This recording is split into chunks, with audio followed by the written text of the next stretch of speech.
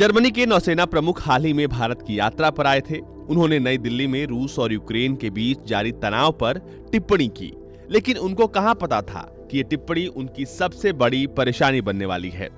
इसके बाद जब वो वापस स्वदेश लौटे तो शनिवार को उन्हें अपने पद से इस्तीफा देना पड़ा। आखिर जर्मन प्रमुख ने ऐसा क्या कहा था जिससे इतना बवाल मच गया? दरअसल German navy chief vice admiral के एचिम शॉनबैक ने रूस के साथ संबंध बनाने का आह्वान किया था और कहा था कि यूक्रेन नाटो का सदस्य नहीं बन सकता। उनकी टिप्पणी पूर्वी यूक्रेन में बिगड़ती स्थिति और यूक्रेन सीमा पर बड़े पैमाने पर रूसी सैन्य निर्माण के बीच आई थी। थिंक टैंक IDSA में शुक्रवार को बोलते हुए उन्होंने कहा था कि क्या सच में रूस यूक्रेन के एक छोटे से हिस्से पर कब्जा करना चाहता है? नहीं, ये बकवास है। पुतिन जानबूझकर कर रहे हैं क्योंकि उन्हें पता है कि वो ऐसा कर सकते हैं। वास्तव में वो सिर्फ सम्मान चाहते हैं।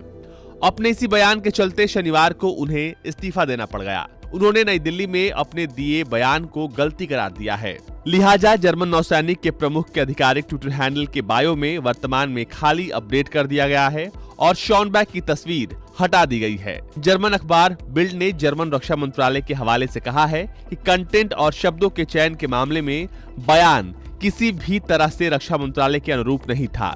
एडमिरल शॉनबैक को महानिरीक्षक को एक बयान देने का मौका दिया गया है जिसमें वो अपनी सफाई दे सकते हैं। बर्लिन ही नहीं बल्कि यूक्रेन की राजधानी कीव में भी इस बयान का असर देखा गया। यूक्रेन के विदेश मंत्रालय ने नौसेना प्रमुख की टिप्पणी पर देश में जर्मन राजदूत को तलब किया है।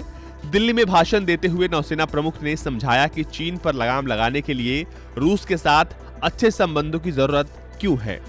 उन्होंने कहा कि भारत और जर्मनी को रूस की जरूरत है, हमें चीन के खिलाफ रूस की जरूरत है। भले ही वो लोकतांत्रिक नहीं, लेकिन एक द्विपक्षीय साझेदार के रूप में हमें उसे मौका देना चाहिए। यूक्रेन में जारी संकट के बीच अमेरिकी सैन्य साजो सामान यूक्रेन पहुंच गया है। अमेरिका के उच्चायुक्त ने इसकी जानकारी दी है।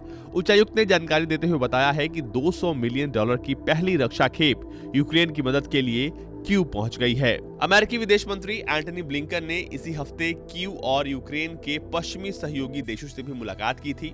अमेरिकी रक्षा सैन्य सामान पहुंचने के पीछे इसी दौरे को बताया जा रहा है। रूस के 1 लाख सैनिक, आपको बता दें कि इस समय यूक्रेन की सीमा पर जमा हैं। ब्यूरो रिपोर्ट, भारत तक।